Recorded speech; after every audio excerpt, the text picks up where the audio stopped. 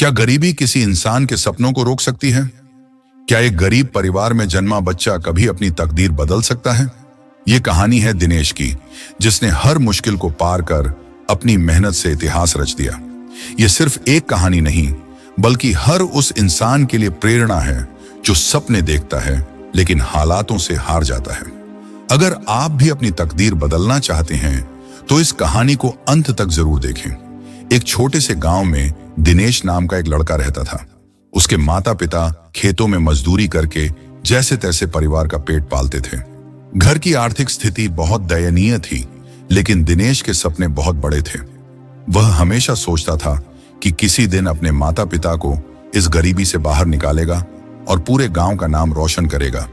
लेकिन हालात आसान नहीं थे। स्कूल जाने के लिए दिनेश को कई मील पैदल चलना पड़ता था।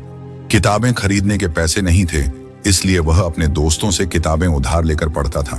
कई बार तो उसे भूखे पेट सोना पड़ता, लेकिन उसकी आंखों में सपनों की रोशनी कभी कम नहीं हुई। एक दिन गांव में एक प्रसिद्ध मार्गदर्शक और जीवन को समझाने वाले विद्वान आए। गांव के चौपाल में सैकड़ों लोग जुटे थे, लेकिन दिनेश सबसे आगे बैठा ध्यान से उनकी बातें सुन रहा था। वे जीवन की कठिनाइयों पर बात कर रहे थे और समझा रहे थे कि सफलता केवल हालातों की मोहताज नहीं होती, बल्कि इंसान के भीतर की जिद और मेहनत से हासिल होती है। उनकी बातें सुनकर दिनेश का मन बेचैन हो उठा।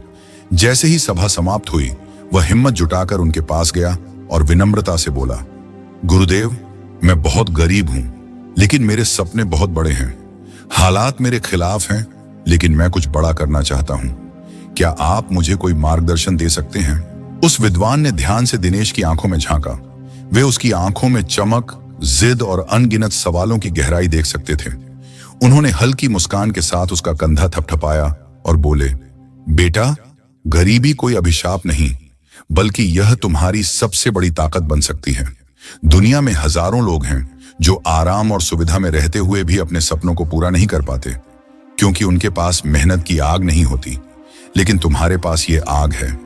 तुम कठिनाइयों को अपनी सीढ़ी बनाओ, न कि अपनी कमजोरी। अपने अंदर की शक्ति को पहचानो। अपने सपनों को इतना मजबूत करो कि हालात तुम्हारे सामने छोटे लगने लगे। दिनेश उनकी बातें सुनकर भावुक हो गया। उसकी आंखों में आंसू थे, लेकिन अब वे आंसू कमजोरी के नहीं, बल्कि एक नए संकल्प के थे। उसने मन ही मन ठान लिया कि चाहे दुनिया कुछ भी कहे, चाहे राह में कितनी भी मुश्किलें आएं, वह कभी हार नहीं मानेगा। उस दिन पहली बार उसे एहसास हुआ कि गरीबी उसकी कमजोरी नहीं, बल्कि उसकी सबसे बड़ी प्रेरणा है। उसने खुद से वादा किया कि अब वह हर हाल में अपने सपनों को साकार करके रहेगा। दिनेश ने अपनी पढ़ाई को पूरी तरह से समर्पित कर दिया। किताबें नहीं थीं, लेकिन उसने गांव के बड़े बुजुर्गों से मदद मांगी। कुछ लोगों ने उसकी लगन को देखकर उसे पुरानी किताबें दे दी। रात में बिजली नहीं थी, तो वह मिट्टी के तेल के दीपक की हल्की रोशनी में घंटों तक पढ़ाई करता। कभी कभी तो चांदनी रात में खेतों में बैठकर किताबें पढ़ता था। वह कक्षा में हमेशा अव्वल आता था। उसकी मेहनत और लगन को देखकर गांव के लोगों ने भी उसे प्रोत्साहित करना शुरू कर दिया। शिक्षक भी उसकी मदद करने लगे।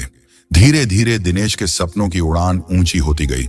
एक दिन उसे पता चला कि पास के शहर के एक प्रतिष्ठित स्कूल में दाखिले के लिए परीक्षा हो रही है।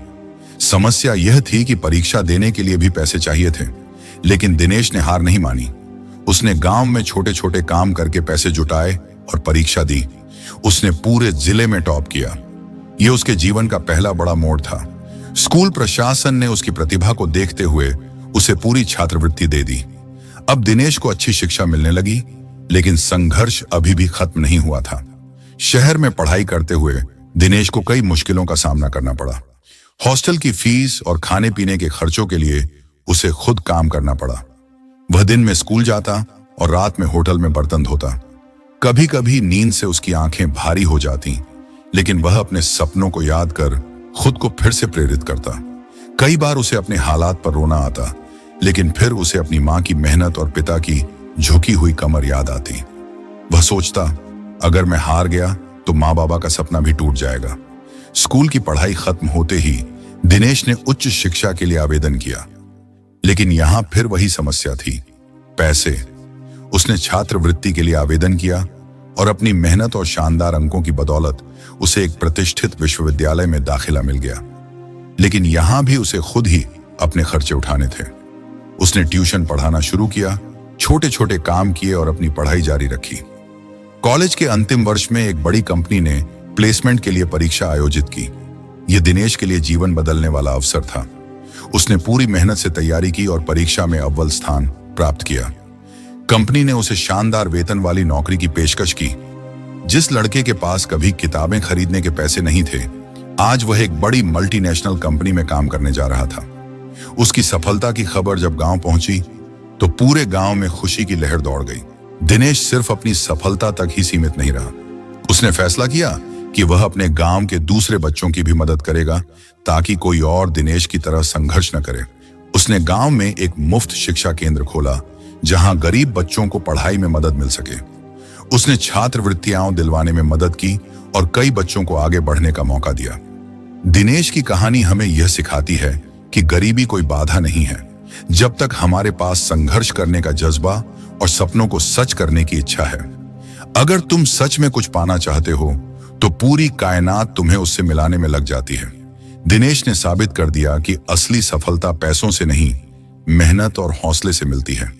हर संघर्ष के बाद सफलता जरूर मिलती है, बस हमें अपने सपनों को छोड़ना नहीं है।